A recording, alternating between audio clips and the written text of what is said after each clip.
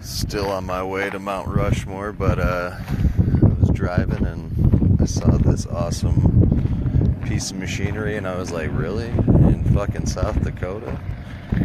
This is gonna be pretty cool.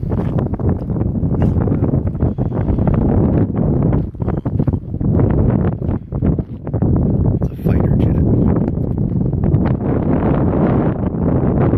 Pretty sure it's not in commission, but they got the bomb bay doors open and everything.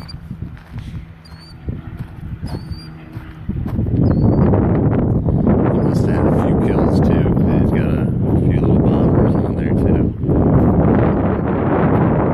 But yeah, here's the hills. It's a lot of ready trailer parks.